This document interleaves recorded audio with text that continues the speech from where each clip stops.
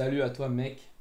Aujourd'hui petite vidéo où j'ai envie de te parler, ce sera je pense un peu plus court, à voir à quel point je déraille dans tous les sens comme je suis en train de le faire. Aujourd'hui mec je vais te parler d'un truc qui est important. Comme je te disais dans la vidéo précédente où je te parle du passage à l'action, souvent il faut, du coup pour continuer là-dessus, il faut souvent se poser les bonnes questions, tu vois. Souvent se demander pourquoi est-ce que, en l'occurrence, tu retardes à ce point-là le passage à l'action. Pourquoi est-ce que tu procrastines? Pourquoi est-ce que tu essaies d'être perfectionniste? Pourquoi est-ce que tu essayes de regarder toutes les vidéos de la plateforme avant de te lancer? Est-ce que c'est vraiment nécessaire de faire ça? Tu vois? Il faut essayer vraiment d'essayer d'aller chercher au plus profond de toi, dans ton inconscient, même si tu peux, pourquoi est-ce que tu repousses ça? Il peut y avoir, mec, autant de réponses qu'il y a d'êtres humains. Donc, je ne vais pas faire la listing de toutes les réponses. Mais ce que j'ai pu remarquer, c'est que certes, il peut y avoir ce truc de peur de l'échec. Je vais pas forcément t'arrêter là-dessus parce qu'à mon sens, il faut surtout prendre conscience que l'échec n'est pas négatif et qu'au contraire, il te permet d'avancer. Ça, c'est un peu cliché, mais en fait, compte, c'est tellement la base, encore une fois. Moi, en tout cas, quand j'ai tilté ça et que j'essaie vraiment de me le répéter au quotidien, bah, je trouve que ça change mon quotidien en fait. Littéralement, au lieu d'en avoir peur, bah, moi, j'y vais quoi. Tu vois, je me lance. Et si je suis face à un échec, c'est la vie, mec. Et c'est pas grave. Comment est-ce que je peux apprendre de cet échec pour aller de l'avant? Tu vois, littéralement, deux personnes, deux situations, les deux font face à un échec. Il y en a un qui se dit pourquoi est-ce que ça m'arrive à moi? Oh là là, je suis trop une victime, c'est pas de chance. Bon, bah là, tu subis.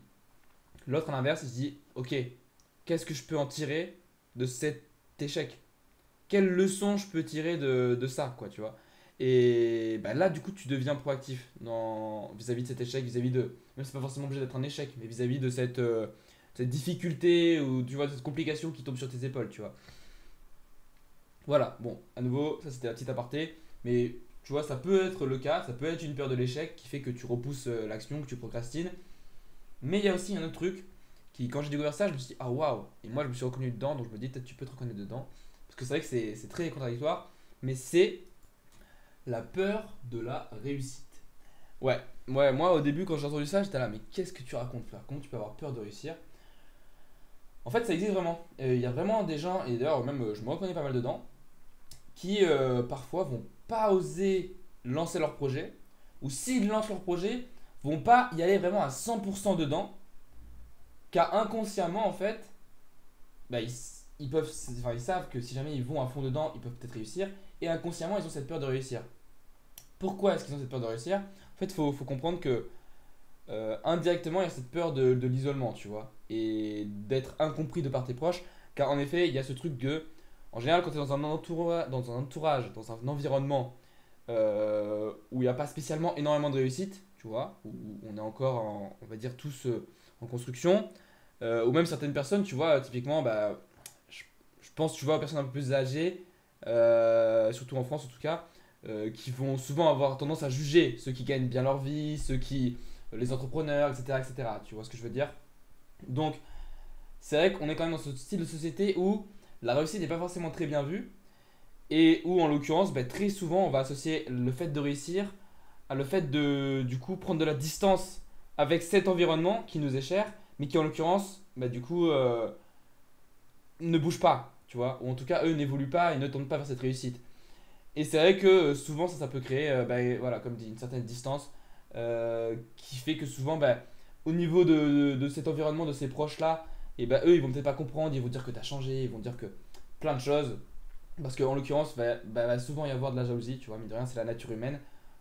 Voilà, on désire souvent ce que possède l'autre, en oubliant ce que nous on possède. Et donc d'une part, il y a ça. Et puis, d'autre part, il y a aussi ce côté, c'est frustrant, tu vois, de devoir évoluer alors qu'ils restent à leur même point, à un même point très fixe, qui n'évolue pas du tout et qui est souvent, du coup, un peu nul, on va dire, sans vouloir être méchant. Mais du coup, forcément, tu vois, il y a cette frustration de voir quelqu'un qu'on aime s'éloigner de nous. Et du coup, bah, la première action, ça va être souvent de vouloir s'agripper à lui, tu vois, et dire non, non, reste, reste, reste.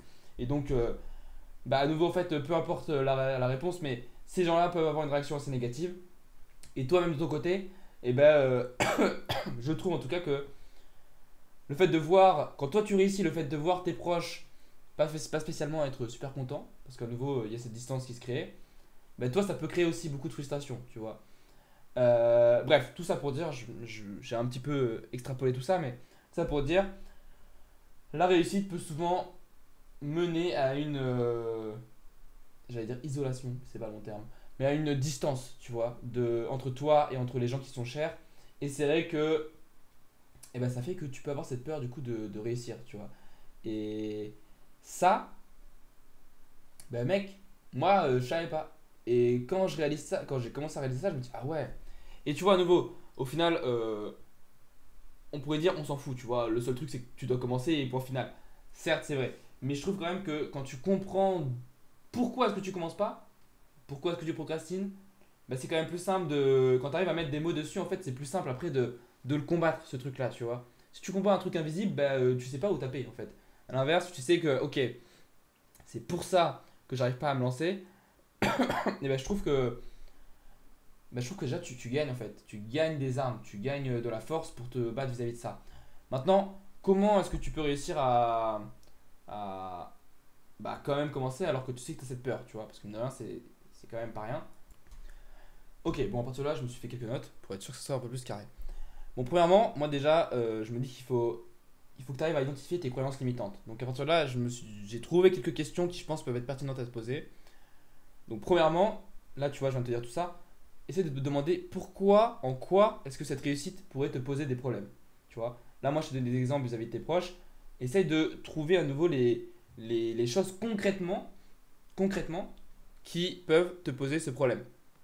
Et vis-à-vis de ces choses-là, réfléchis à quelles sont les peurs qui s'associent à ça, tu vois. Est-ce que c'est par exemple une peur de l'isolement, comme j'ai pu donner dans mon exemple? Est-ce que c'est plutôt une peur du jugement? Une peur de ne pas être accepté, de ne pas être reconnu? Tu vois, ça peut être plein de types de peurs dans ce style-là. À chaque fois, il y a des petites nuances. Donc, essaye vraiment d'aller chercher euh, la peur associée vis-à-vis de ce que concrètement pourrait te poser comme problème cette réussite. J'espère que c'est français. Euh, et donc voilà, enfin, bon, dernière petite chose, bon, ça c'est plus logique, mais essaie du coup de te dire vraiment si ces peurs, si ces inquiétudes, si ces actions qui pourraient se passer, est-ce que c'est vraiment des faits concrets qui pourraient se passer, ou est-ce qu'en l'occurrence c'est plus des hypothèses de ta part, de ah ouais, mais si jamais je réussis, peut-être que lui il va penser ça, machin, truc, bidule. Alors qu'en fait, ça se trouve, ça va jamais se passer, tu vois. Donc, un truc qui peut être cool à ce moment-là pour essayer de te motiver quand tu es sur le pas de passer à l'action, essaie de, au lieu d'imaginer la version négative des choses du futur, la version négative du futur de si jamais tu réussis, imagine la version positive. Imagine la situation où tous tes proches l'acceptent et te félicitent, ils sont fiers de toi et te reconnaissent comme tu es. Imagine la version où bah, à nouveau, du coup, toi, tu es hyper fier de toi, tu es hyper content, ton projet réussit. Je sais pas moi, tu es un écrivain, tu as réussi à sortir ton livre, tu as réussi à vendre des milliers d'exemplaires. Bref, tu es trop heureux. Tu vois, imagine cette version positive. À nouveau, ce n'est qu'une hypothèse, mais ça peut te servir, ça peut t'aider en tout cas. Moi, ça m'a aidé à me donner de la motivation dans l'instant présent. Tu vois, je pense que c'est important de. Bah, en fait, au même titre que notre cerveau est très fort pour nous démotiver dans l'instant présent, pour nous faire procrastiner, trouve des petits tricks pour toi, au contraire, te motiver et te booster. Tu vois, et donc, juste avant de te lancer, quand tu commences à sentir que tu procrastines, respire 2 secondes. Tu peux faire une sorte de méditation si tu veux, même.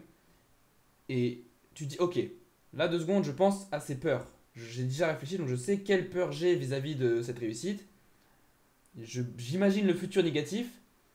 Ok, hop, vas-y, maintenant viens, j'essaie de penser 2 secondes à ce futur positif. À tout ça. J'essaie de visualiser vraiment concrètement tous les détails que j'ai envie de visualiser sur cette réussite et comment est-ce qu'elle pourrait se passer dans le meilleur des mondes, tu vois. Et puis après, tu finis cette petite respiration, cette petite introspection avec toi-même et tu te lances dans ton projet. Ça, personnellement, c'est un truc que je trouve vraiment bien pour te donner de la motivation sur le court terme. Voilà, bon, ensuite, je vais donner 3 petits trucs, mais ça va être plutôt des trucs que je vais te lancer comme ça. À toi de les attraper. Hop, hop, toi de roche. Euh... Oh, j'adore. Bon, première chose, ça à nouveau, j'en ai déjà parlé, mais juste, peut-être, essaye de clarifier ton pourquoi. Voilà, petit rappel, il faut que j'articule et que je parle plus lentement. Essaye de clarifier ton pourquoi. Bon, ça, on le sait très bien, le pourquoi, c'est super important. Mais des fois, bah, en effet, si jamais tu sens que tu procrastines et qu'il y a cette peur qui est très importante, bah, tu vois, essaie de dire, ok, cette peur, elle est là, mais mon pourquoi, il est là.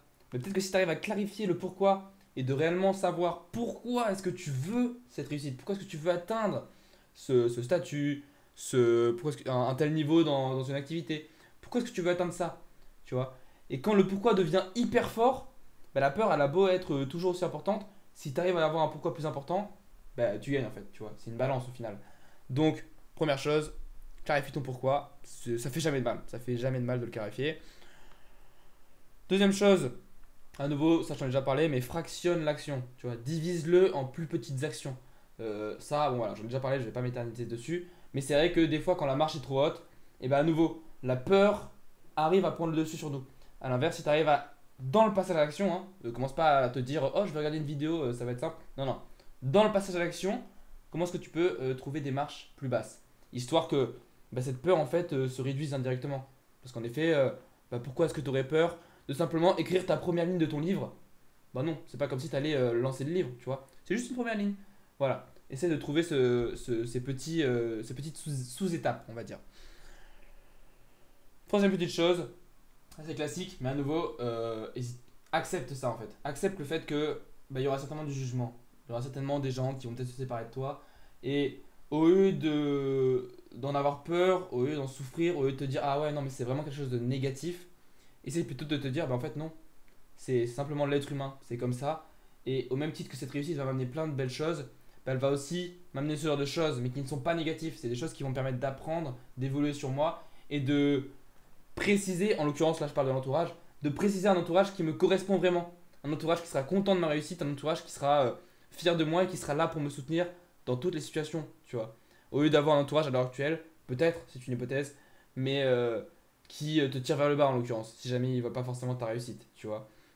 Donc à nouveau, essaye d'accepter le fait que c'est inhérent à l'être humain, que la jalousie existe et que potentiellement, eh ben, y a des gens qui vont vouloir te juger, qui vont vouloir s'écarter de toi, qui vont vouloir lâcher des pics, tu vois, mais pas forcément quelque chose de négatif, tu vois. On a trop tendance à vouloir émettre nous-mêmes un jugement sur les choses qui se passent dans la vie comme étant bien ou mal.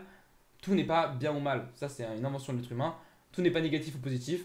On peut simplement voir les choses comme elles sont, les accepter et essayer d'en tirer waouh, le bug. Et essayer d'en tirer, tu vois, ce qu'on peut en tirer quoi finalement. Waouh, terrible. Alors là, le petit. Non, non, c'est sympa. Petit bug, mais très agréable. Et donc voilà, pour en finir, je suis déjà à 12 minutes, oh, le mec parle. Voilà, petit dernier rappel, mais c'est vrai que moi ça me fait toujours du bien à entendre, donc je me dis que ça peut te faire du bien. Mais rappelle-toi que bah, la peur, c'est. La peur comme le doute au final, mais c'est un signe de croissance, tu vois. Euh, c'est. C'est à mon sens deux choses. Premièrement, tu te sens vivre en fait. Certes, la peur, c'est pas forcément agréable, mais c'est beaucoup plus agréable de se sentir vivre avec plein d'émotions, avec de la peur comme de la joie, plutôt que d'être là dans ce métier métro boulot dodo et d'avoir une vie fade, tout est gris, tout est, il se passe rien dans ta vie et tu t'ennuies en fait, tu vois. Non, là, cette peur indirectement, elle te permet de vivre, tu vois. Si t'es là avant un match de basket, mec, tu te sens vivant en fait, tu vois. Et c'est cette peur qui va te permettre de te surpasser. Avant un oral, pareil. Peu importe, tu vois, cette peur, elle est toujours là pour. Alors, des fois, elle est là pour te tirer vers le bas, je suis d'accord.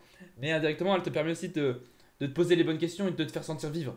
Donc, arrête de voir cette peur comme vraiment quelque chose de négatif. Juste prends conscience qu'elle est là, tire-en ce que tu peux en tirer et trouve les tricks pour la surpasser. Mais voilà, en fait, sers-toi de cette peur pour grandir et comprends que cette peur, elle est là pour te faire grandir. Tu vois, encore une fois, deux personnes face à la même peur, il y en a un qui décide de se dire pourquoi ça m'arrive à moi, je suis une victime, machin. Oh non, cette peur, elle est trop difficile à prendre à supporter, victime. Et l'autre personne, ok, cette peur elle est désagréable, mais elle est cool, elle est là pour me faire sentir vivant et pour me faire poser les bonnes questions. Donc la bonne question à se poser, comment est-ce que je peux, qu'est-ce que je peux en tirer de cette peur et comment est-ce que je peux en sortir vainqueur, tu vois, en sortir grandi. Et à partir de là, mec, bah waouh en fait, tu fais une immense évolution parce que bah voilà, tu n'as plus peur de ta peur et tu t'en sers comme une sorte d'impulsion pour aller plus loin, tu vois. Bref, j'ai beaucoup parlé, tu vois, je m'attendais pas, je pensais que ça allait être une petite vidéo de 5 minutes. Je te souhaite bah, des excellents moments vis-à-vis de cette peur, tu vois, de lui faire des gros câlins. Mec, à nouveau, passe une excellente journée, je te souhaite le meilleur. On se revoit très bientôt. Ciao.